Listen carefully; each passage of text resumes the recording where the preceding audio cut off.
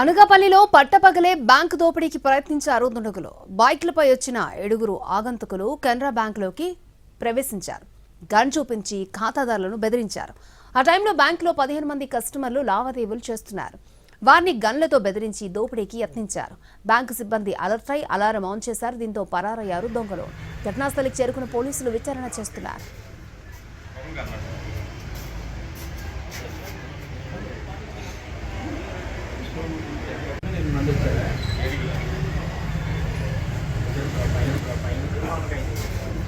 మధ్యలో సార్ అంతే పెట్టేసి అందరికీ హ్యాండ్సప్ అనగానే ఏంటి జరుగుతుందని చూసే లోపు అక్కడ ఒక పర్సన్ ఎవరైతే కాలర్ పట్టుకుంటున్నారో అతను దాన్ని చూపించేసరికి మేము అంత భయపడ్డామన్నమాట.